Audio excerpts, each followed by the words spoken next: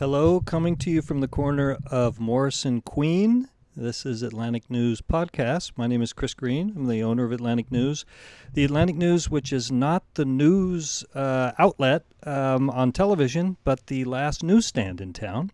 And what we're doing on the podcast is interviewing the 6 candidates for the District 7 council seat.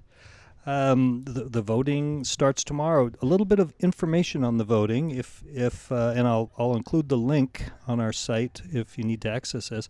Online voting starts tomorrow, October 8th, and it goes through October 19th. In-person voting, there are 2 days before Election Day, one on October 12th and one on October 15th. Then in Election Day, which is October 19th, the polls open throughout HRM, 8 a.m., close 7 p.m., and again, I will include these links because please go out and vote. So with that, I would like to welcome Cathy Cervin. Cathy, thank you so much for joining us. I'm so happy to be here, Chris. Thank you for inviting me. Well, my pleasure. The first question that we ask authors when they come in about their books, I'll ask you in terms of your candidacy. We ask them what their book's about. What is your candidacy about? That's a great question. So my original motivation for running after I retired in January 2023, and I immediately took a certificate course in planetary health, which opened my eyes, even though I thought I already knew quite a bit about climate change. And I've always been interested in municipal politics, in particular how the built environment affects our health. I think I said I'm a retired family doctor. And as I thought about it and also listened to other people, it seemed that cities can do more and maybe more nimbly address climate change. Then I began canvassing in late June, early July, so for 3 months now. And it has become very clear that affordable housing is the number one issue facing the people of District 7 in particular, but certainly everywhere in HRM and more or less around the world now, I think. Other issues that are of prime importance to people are better transit, safer streets in all senses of the word, so that we have fewer cars, pedestrians are safer, children are safer, we have safe streets to walk on at night, and we have less pollution and more green spaces.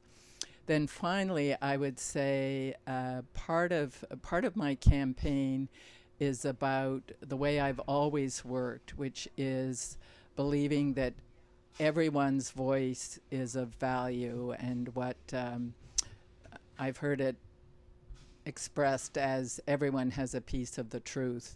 So one of the things I would absolutely do if I am elected would be to create a District 7 Citizens Advisory Council. And this is sometimes also called a citizen assembly or a mini public. And that would be a diverse group of people. I think it would require a facilitator, because I would like to see, students and renters and homeowners and business people and developers and contractors all at the same table, so that we can work out solutions that are good for everyone. And this is not something I invented, but that was an approach that Seattle took for their housing crisis. So I think that is probably the meat and potatoes, or maybe I'm a vegetarian, so I shouldn't say meat and potatoes in my campaign. Veggies. No, that's the nutritious food of my campaign. Oh, well, that's fantastic. Thank you. And there's a lot there that we'll specifically look at. And I'm finding from your comments just there and the other discussions, I'm inspired about, it's making me feel better about democracy, because right now it seems as though democracy in North America, at least the southern part where I'm from, and the rest of the world, it seems that democracy is on its heels, and it's being barked into a corner. So I really appreciate all of your efforts, and let's hope that democracy makes a comeback. Hear, hear. This is the only plug that I'll make in all of this. But before we get to some of the details you talked about, your background, where are you from? And you mentioned you were a family doctor. Where did you practice? But tell me a little bit about your where you grew up, where you're from, and how that's going to affect your work if you're elected councillor. Thank you. So I was born and grew up in southern Ontario, Toronto, and very rurally down near Windsor. So we were out in the country, and I did university and medical school at Toronto, and then I did part of my residency at Dalhousie. I have a long-standing family connection to Halifax and Nova Scotia because my grandmother was from here. She was born on Victoria Road, and her husband was English, so she moved away for part of her married life, but then she moved back during the war, and then after the war she was director of the Red Cross Lodge at the old Camp Hill hospital, and she did that until she retired at 75, and she lived on Tower Road with her sister until she died in 1990. So I've had a long-standing connection to Halifax, and I moved here in 1988 to join the Department of Family Medicine at Dalhousie. It was a different city then, wasn't it? Was a different city, yes.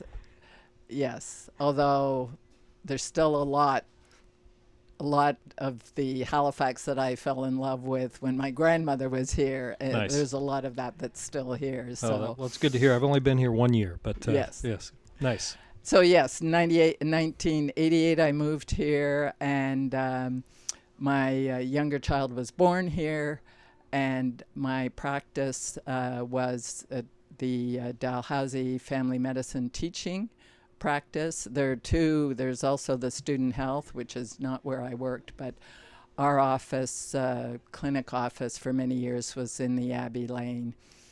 And before I moved to Halifax, I worked in Northern Ontario. And then in 2011, I was recruited back to Northern Ontario to the School of Medicine there, which has a social accountability mandate. So a lot of my career has been focused around social justice, women's health issues in particular, and so that was my career during that part of my life. And my partner stayed here during the time I was in Northern Ontario, so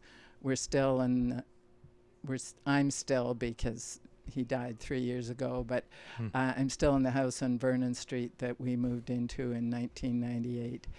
And my stepchildren, all my grandchildren, my 2 boys are all here now, so nice. I have a large extended family. Well, thank you for that. So your training and then your work as a physician, how do you feel? How will that make you effective as a counselor? So I have two aspects of my background and experience I think suit me well for counsel. First of all, family medicine at its heart is understanding people and exactly where they're coming from, and then working with them to find creative solutions to whatever the issue or problem is. And so family medicine as a practice is focused on people and relationships and understanding and good listening. Then I also have had quite a bit of experience in my leadership roles. I was president of the College of Family Physicians of Canada, So that is working with and on a board, doing strategic planning, creating policy, working with staff. The like council, a board has a single employee as the CEO, and working with the CEO to support them and to help them reach the strategic plan. So I feel like that part of my background suits me well for the work of council. Nice. Thank you for that. My eldest child, my daughter, is about ready to apply for med school, and we've had a lot of discussions about what a life would be like as either a surgeon or a family doctor. And it seems that right now, not enough good doctors are going into family medicine. Why is that? Is it too difficult of a job? Is it like being a cop or a teacher, or are there not the structures in place to support them? I know that's probably a whole different discussion, but I'm curious. Well, I think without going into great detail, it is that the structures in place are not there to adequately support family medicine and primary care. We need Jane Philpott wrote a book called Healthcare for All. I'm not sure if Jane is a former cabinet minister in the Liberal government. She's a family doctor. She's now the dean of the medical school at Queen's, and she wrote Healthcare for All. And essentially, she said what we need is a structure that works like our public school system, where we have the word we use, a patient medical home, that is in your neighborhood like a public school. You don't have to wonder whether you'll have one because everybody has one. Or travel across town Or to find this. travel across town. And it's a multidisciplinary team, and it provides all the primary care services, and family physicians and other healthcare professionals work there. So that's where we need to get to. And I highly recommend the book. It's well thought out, and Great. Given all her political experience, Jane feels it is doable if we have the will. Thank you. A real issue in all of North America. I know that. So you mentioned affordable housing, Right. and there's all sorts of components of that. Help us break that down. What are the entry points to that? As a counselor, you feel that you can help facilitate a discussion to move that forward. So, I think in my platform, affordable housing is at the top of the list, Right. because it's the top of everyone's concern as we go door to door, whatever their housing situation. If they're well housed, they're worried that the next rent increase or rent eviction, and they'll be out of a home. And there are retired teachers who are having trouble making ends meet. So it's really a very serious problem. And even on the home ownership side, I know there are people that would love to sell their house, but they feel as though if they sell this house, where are they going to go? Yeah, they'll never be able to afford another one So in this area. Things are Exactly. stuck in place. So how can the council get at that piece? So I think there's quite a few things we could do. Yeah, I know there's not a magic button. But Yeah, I would like us to start from the premise that housing is a human right. I know we can't guarantee it at the council level because a lot depends on the province. So first of all, I think one of the recommendations from the report on the evictions of the tents at the Memorial Library was to form a joint committee with the province and the municipality to address affordable housing. So I think that would be a very good start, a very concrete action, because we have to work together. Right. And this is what the public wants us to do. Secondly, we could pass bylaws that would require new developments to have 30% of all units dedicated to truly affordable housing. And we need to redefine affordable housing, so it's in line with what the province uses, which is clean, adequate, in good repair. In other words, adequate, large enough for the family living there, and cost no more than 30% of a family's income. And then on that last piece, do you get a sense that, and I know in talking with candidates, you're not in office now, so there's all sorts of pieces that any candidate will come in and learn. But do you get a sense that on this last point about conversations with developers, is that headed in the right direction, or is this a piece that needs to start? Has the council passed pieces that are moving this in the right direction? Can you say? I think it's complex. Yes, I know it's complex. Yes, absolutely. So I think that the zoning bylaws are a good step in that they will enable more housing to be built. I think we have to include affordability and also design requirements that make sure that the housing fits in with the neighborhood. And I'm certainly in favor of density and affordability and maintaining the character and the beauty of our neighborhoods. And I think I'm always optimistic, and I feel that if we do work creatively together, we will be able to achieve those goals. And that is certainly what I hear everybody wants. Thank you. Yeah, and I interrupted you as you were talking about the different aspects of it. You mentioned density, the accelerator fund.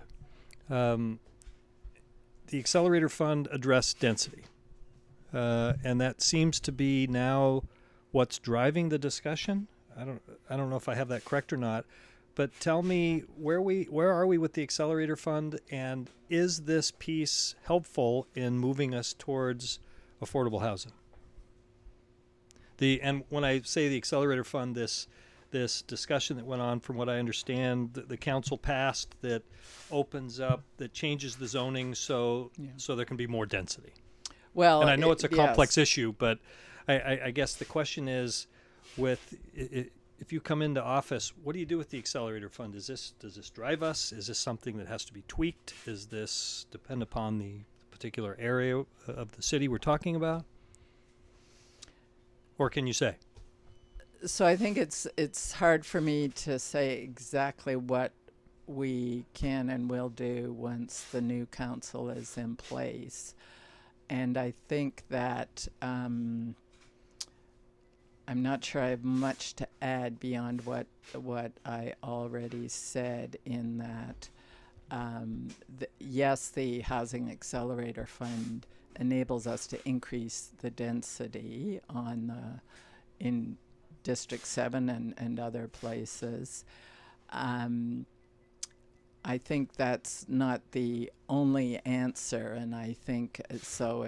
Does it need to be tweaked? I think we need to revisit our center plan to make sure that we have a clear long-term vision of what we want the city to be in 20 or 30 years. And I'm not sure we have that yet.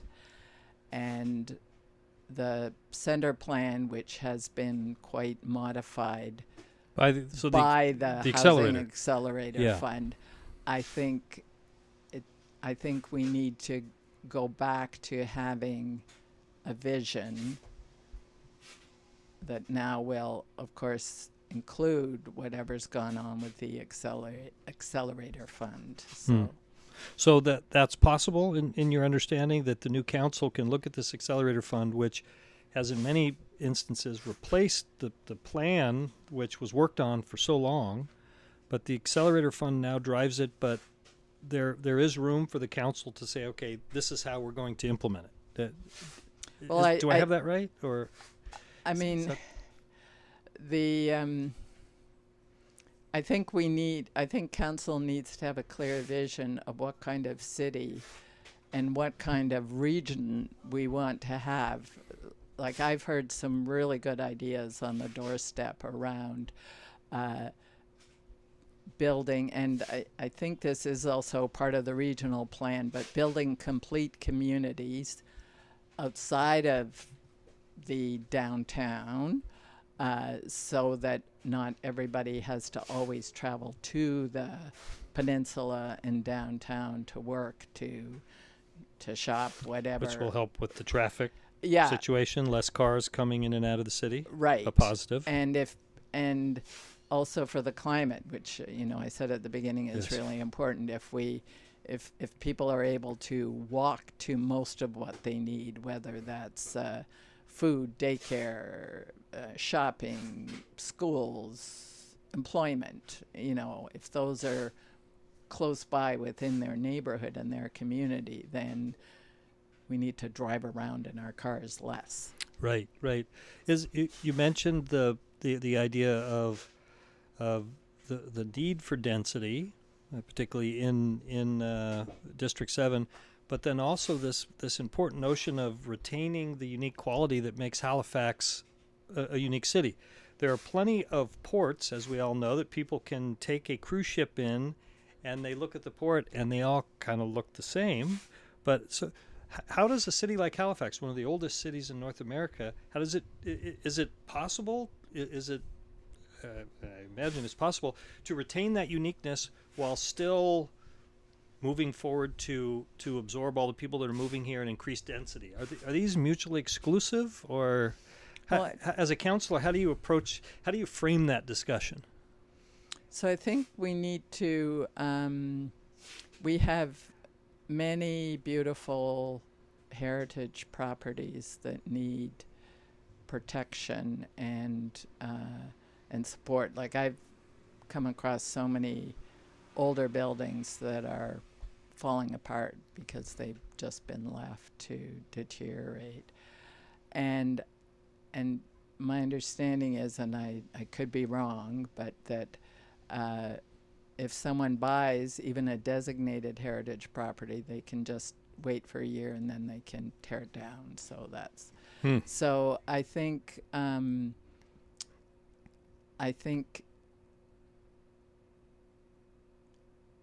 including our current heritage properties, so making sure that as we're building density, that we're doing it in a way that adds to but doesn't destroy the property. I mean, I think there's some great examples right outside your door here. You can see something that looks like a house, a beautiful house in front, or maybe it's a beautiful old hotel, and then behind there are multiple apartments. Right.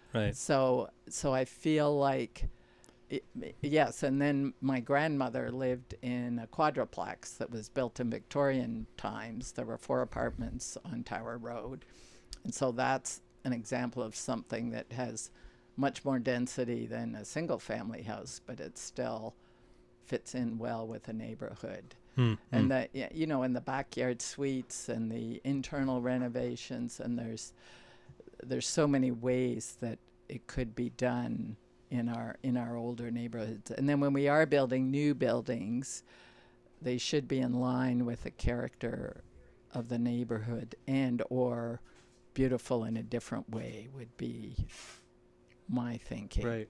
Have I answered your question? No, you have. The question was very broad. No, thank you. It's just interesting to drive around Halifax to see the number of high-rises that are being built. But then we have this affordability issue where people are living in tents. And I imagine that these high-rises aren't going to be low-income housing, or I don't know if part of them are or part of them aren't. And also in terms of supply and demand, okay, with all of these apartments, there's going to be more supply, and that's economics would say that's going to lower the price, and that can help. But all of these high-rise buildings that we see around, are these development projects that are going to absorb new people moving in, and it won't touch the homeless situation, or are these connected? Well, the province is in the process of building affordable and supportive housing for people who are currently in tents, and they need to keep doing that. And that's the provincial piece. That's provincial. Okay. Yes. And so what will the council's role be in that, to guide that discussion about where they go, or has that been decided?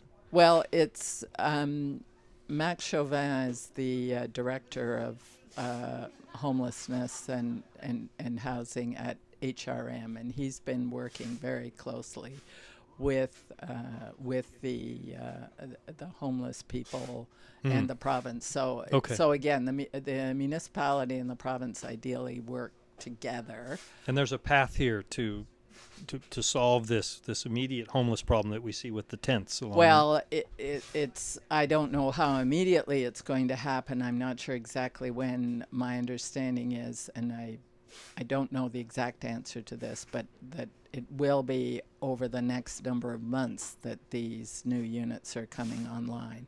And I think in the interim, I feel like HRM needs to provide more support to the encampments so they're safer and safer for everyone, the people in the camps and the neighbors.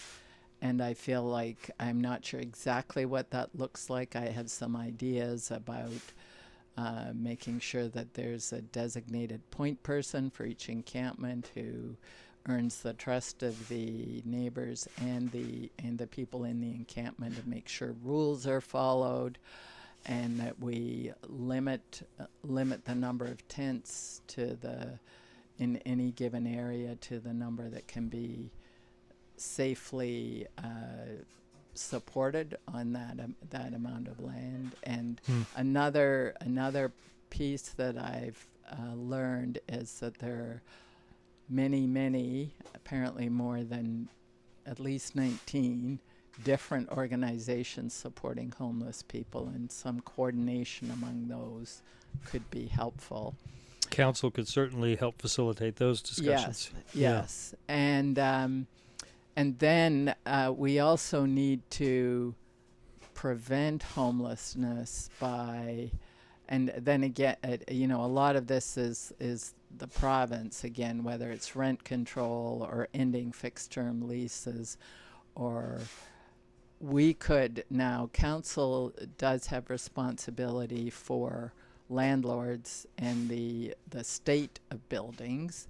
So given that we now have a landlord registry, I would hope we could do proactive inspections so that the housing that people are living in is clean and safe. Another, energy poverty is a driver of homelessness as well, and Bridgewater has created with a grant that they got, and I can't remember exactly where the funding came from, but that supported landlords to increase the energy efficiency of their buildings. So energy poverty meaning that people live in these old buildings, their utility payments are so high, right, it becomes unsustainable. Yeah. It actually has an exact definition. It's like if you're spending more than 6% of your income. Right. But anyway, yes. But as utility bills go up, then everything becomes less affordable. And the federal government, from what I understand, has addressed that before in providing these subsidies for heat pumps, for example. Right. Yes. Yeah. So these sorts of programs. Those sorts of programs. Yeah. I mean, if and that also reduces the operating costs in perpetuity. If you insulate, have heat pumps, get off, and it's also good for the climate. So more efficient. Yeah. When you mentioned the encampments, and one idea of providing a point person that could help facilitate the discussions, that sounds like that would involve policing, or not necessarily, or well, what's the link there, or is I know it's super complicated, but I'm not sure it should. Although my understanding, again, and I was looking this up this morning, I couldn't find the details, but the encampment in the Cobequid ballpark was was well run, was involved the neighbors, and there was a neighborhood group that supported the encampment. And I can't remember even where I learned this, but apparently there were off-duty RCMP officers who acted as that liaison. And that was part of what kept kept everybody safe and healthy. So I don't think it would be like on-duty police. I think it might be another, another type of person with the right qualifications who would act as that point person. I think this is getting too far down in the details. Well, we're going down, yeah. For and me at this point. And I've been interrupting you multiple times when you're trying to explain answers to good. my very general questions. It's a conversation. Yes. Yeah. So in terms of affordable housing, have you mentioned the points that have I allowed you to mention the points without interruption? I know another one that's very important, that the city is actually already made some movement towards. Many people abhor the vacant lots. So right. I heard something that there's up to 25 or 2,600 vacant lots in the HRM. Right. And that has to have an effect on homelessness and encampments and affordability. And in my neighborhood, we have multiple vacant lots. Some of them used to be very livable housing, and they were torn down. Torn down for development. For development, Yeah. yes. And some of them are being developed, but lots should not be allowed to sit vacant for years. So how do we deal with that? Well, you could pass a bylaw that either I've heard various approaches, that doesn't allow demolition of livable housing in good repair, or no one is allowed to demolish any housing until they're ready to build. Toronto has that bylaw. And a vacant lot tax, so people are not, that goes up quite substantially the longer it's vacant, whether that's every month or every year, but so that people do not just let land sit idle. That would be a strong message, wouldn't it? Because from my understanding, if you buy a lot, tear down houses, actually your taxes have gone down because of course the building's not there, and you're not being taxed to keep it vacant, so it can just sit, and that's what we see. And the HRM has applied to the province to ask the province to allow us to implement a vacant lot tax. Why does the HRM have to ask the province? That's just because legally. That's we operate at the pleasure of the province. The province. Municipality. And in this situation, it's not as though the developers are bad guys. They're following the rules. Right. Right? Yeah. And so, yeah. Okay, yeah, so the vacant lots, because you see these up and down, for example, Roby Street. And from what I understand, Roby Street used to be quite an interesting, well, it still is an interesting street, but a lot of these old buildings are being demolished. Another thing would be to, again, this would be in concert with the province, to create a rent bank. And what is that? Well, it's funding. So, for example, people who can't afford first and last month's rent, or people who fall into arrears for a couple of months. So it's a bank that allows tenants to access it when they wouldn't be able to get money from a regular bank. So a safety net for people that are at tenants, this level. Yeah. I see. Yeah. And the other thing would be requiring environmentally sustainable green building practices. Again, so houses are more affordable in the long term, even though the cost in the short term is higher. I see. So obviously a multi-dimensional issue with no easy, simple answers. In addition to affordable housing, however you want to frame it and whichever umbrella you want to put it under, but transportation in the community. How do you see the number of cars and the question about bike lanes and can people walk places? How do you what's a good way to frame this big issue in if you're a counselor? How do you get at these issues of traffic, the issues of, and again, this is a wide open question here, but I guess the question is, how do you frame it? Too many cars going in and out. Public transportation has issues. People want more bike lanes, but there are people against bike lanes. What is a good way to frame this to move forward as a community? Well, I think everybody agrees that the traffic is gotten much too dense, intense, too many collisions. So we need to do something about traffic, and one of the ways is to have better transit.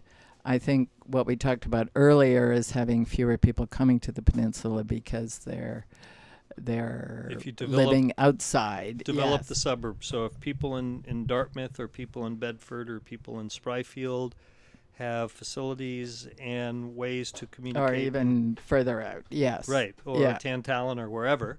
Yeah. Then you have less. Now, isn't a business person in Halifax going to say, well, wait a minute, now I'm not going to have business from those people driving in? Or is that too simplistic of a question? People need to come here as well, but they need to be able to get here easily. And also come here for events. Come here for the opera or the symphony or to a sporting event. Yes. So yes, the bus rapid transit plan, I think, will be a move in the right direction. We need dedicated bus lanes. I'm just starting to read and learn more about the light rail and how we could build that in a reasonable way, because that would get people out of their cars and wouldn't clog up the streets. I mean, that's the wrong word, but buses and cars have to drive on the same streets.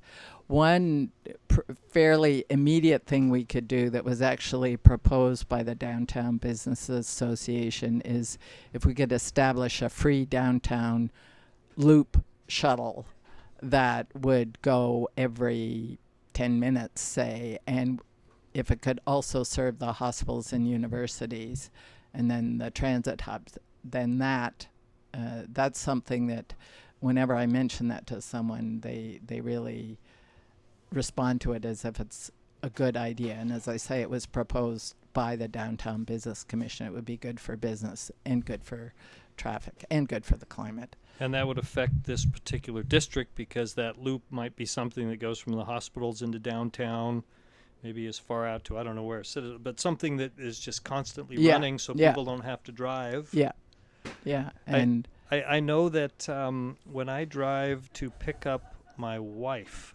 who works at Ombre Academy, and my son goes there on Oxford there, sometimes from here, Atlantic News, to drive across, and I feel ridiculous having to drive across there, but it takes 15, 20 minutes to go 5 blocks, and it's just so many cars on the road.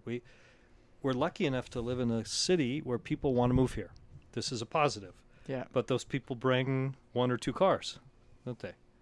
Well, I mean, if we're going to do something about the climate, we're going to have to change our ways. Change incentives.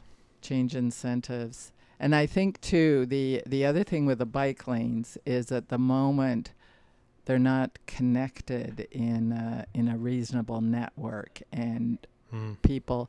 So we need to create bike lanes and a bike lane network that will enable people of any ability to feel safe. So I'm now a senior citizen. I don't feel safe biking. I would bike if I felt safe. And a 25-year-old who can run the rapids of not getting hit by a car. Exactly. In my mind, I'm still 25, but in reality, I'm not. So yes, if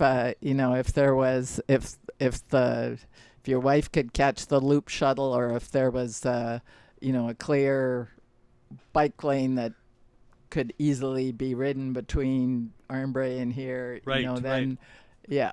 So the discussion that happened before I got here, and I think it was decided this the Coburg. It was a discussion about putting in a bike lane in part of the district. Is it? Oh, the lower end of Coburg. Yes, and it sounds as though that whole issue was very contentious, and it was resolved. But one question is, what did we learn from that whole situation? And I think what we learned, and how can we go forward in terms? Because my understanding is that initiative was to set up a bike lane so people could take bikes, but then there were issues that came up about people that lived there and honest questions about what was happening. What did we learn from that, and how do we go forward with something like with an instance like that? well, I think Does that question make sense? I think what we learned is we need to I'm not even going to say communicate. I'm going to say collaborate with a neighborhood in a different way, so that because. What do you mean in a different way? Don't do what, but do what? Well, don't just tell people what's going to happen, and I think one of the issues was that there had been some consultation and surveys and input.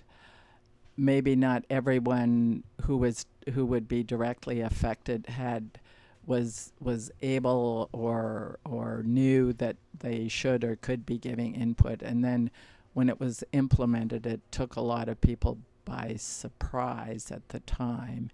And I have heard from neighbors in that area that they're also concerned about the amount of money being spent and the fact that the road was being dug up again, and the ultimate structure of the road was not how it was originally presented to them. So I think that involving people in discussions early on and as they're developing, and listening to people as well, that to me is that's what I learned, and More collaboration. I think you mentioned a yes, collaborative process. and then the other thing is also, how do we have good collaboration around how money is spent? Like, is that, was that the best place to invest our bike lane money, or would it have, because many people say you could have painted a bike lane on the road there because there's often not a lot of traffic. You didn't need to dig up the sidewalk, etc. And there was a requirement to repair the water as well. So they took that advantage. Was that the idea, that they're fixing the water, so let's go in and do the bike? Well, either that way or the reverse. I'm not sure. I see. It's complicated. Yes, like all of these. So, but I think that the principles are: involve citizens, collaborate around what you're building and how you're spending your money. Right. You've mentioned a couple of times the importance of public safety and feeling safe and secure. We've touched on some of those. Any other aspects that you feel that need to be brought to the fore from the council?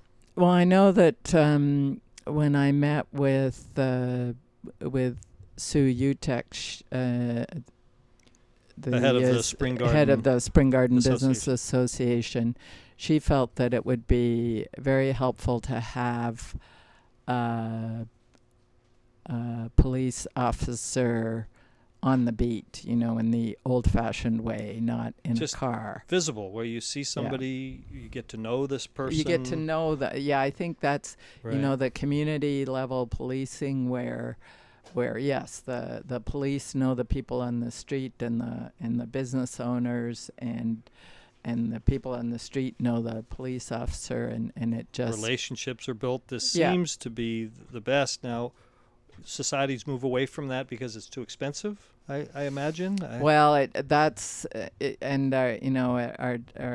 the structure of our city may be challenging, and I don't know if there's some reasonable similar alternative, but that's my initial thought. And also, if I had a really good conversation with someone on the doorstep a couple of evenings ago, and it was that if we have more smaller businesses in more places, and if the businesses are open, then the street is lively, and People are moving around. everybody feels and is safer. Instead of having to get in a car and driving to Bears Lake because there's a big box store out there, Yeah. which many times are nice, but it doesn't Yeah. support a local community Yeah. in many ways. Yeah. And are there, when you have that discussion with somebody on the doorstep, are there easy? Nothing's easy. Are there pieces that can be talked about or put forward to help support that? Do Yes, you feel it like would as be- a counselor? Yeah, zoning and design requirements that, if you are building a building, that the ground level floor has commercial. As a retail space that Yeah. could provide Yeah, for the so community. you have cafes and small food shops, maybe a baker, entrepreneurs who whatever, but you have businesses at ground level. Right. Because In many streets on your city and within walking distance of most neighborhoods. it seems to me, and I'm probably stating the obvious here, but for counselors, the power of a municipal counselor is in land use and in zoning. Yeah. That's the beginning and the end, and that's where that's your leverage point. Do I And have that right? and policing and libraries and recreation, we have Spending parks. on the municipal Yeah, pieces. Yeah. Yeah. We have all of that in our bailiwick as well. Right. So you hear discussions about police reform, and being a new person here, I have no idea what that means. When that comes up to you, what comes to mind? Well, And I know again these are 5-hour discussions in themselves, but on the surface of it, maybe the most basic one is that I think many cities have learned is to have mental health professionals rather than police responding to mental health crises. so the police can do what they're trained for and not take them out of their wheelhouse. Yeah. Yes, and sometimes I know in some cities you have a social worker and a police officer. So another thing would be to have bylaw officers available outside of regular Monday to Friday hours, so the police aren't responding to noise complaints or things that are really bylaw compliance issues and not police matters. We're getting close to our time here, trying to make this not too long so people will listen to it. What makes you optimistic about this city? That's a great question. Basically, I'm an optimistic person, and I feel if we have a vision and we're working towards something, that is a much better way to look at the world rather than seeing that everything might be terrible and getting worse. I think I'll tell you what makes me optimistic. As I go door to door, I am encouraged and thrilled to see the engagement by young people. I have at least 5 or 6 probably even more than that, students and young people working on my campaign, volunteering their time, caring about politics. I've had outreach from Dal students and King students. That's great. Their King's next week is having a vote event for students. So when I see young people engaged, that makes me optimistic for the future. I will say, as an educator, which I was for many, many years, I learned that when I listened to young people, I got some of the best ideas as to how things could be better. So that would be my recipe. Engage the young people, listen to them. Listen to what they have to say. And support them they have so much energy, and if we can, And I also want to say, because I'm a senior citizen, that I think, that's maybe another untapped resource, in that many of us were baby boomers. Now we're retired, we have time, we have energy, we have good ideas as well. So two ends of the spectrum. Put those two together, full circle. Yeah. Yes, I find on a constant basis with my 3 children that the more I listen to them, the wiser that I get. I hope they're not listening to this. Well, thank you. So finally, and I know that as a candidate you're so busy you probably don't have time to sit around and read for pleasure, or to watch on the small screen or the big screen, or listen to a podcast. But I'm going to ask you, what's something that has inspired you recently, whether it's a book or something on the small screen, large screen, or a podcast, something that you can share that was particularly that you would like somebody else to experience? Could be a book. Single thing. It could be a book. It could be a series. It could be a movie. It could be a podcast. So the first thing, 2 things come to mind. So I'll mention them both. I read the New Yorker, and I think that is always interesting and in many ways inspiring. I love the long form journalism, and they have amazing articles about things going on in the world that I never would have imagined. And the cartoons, oh yes. So yes. So that's a lot of my reading these days, in the spare moments, is the New Yorker. I also am almost finished a book by a local author, which I've gotten quite deeply into. It's called Sable Island Gold. It's excellent escapism. It's about a treasure hunt with an engineer's perspective, I will say. Oh, nice. And it's written by John Wanacott. So it's nice. It's unlike any book I've ever read. I think. It takes place locally. Yeah. Oh. Well, Sable Island. Yes. Oh well, I will look that up, because as a magazine and a bookstore, we want to provide those. So. Right. Well, thank you so much for that. And Cathy, I appreciate your time. The fact that voting starts soon and all the candidates are so busy. I hope that at least one person listens to this and becomes inspired to go out and vote. So thank you very much. Okay. And you can, if I'm elected, you can follow up and see how much I'm able to implement out of all the things we talked about. Okay. Well, thank you. Good luck to you.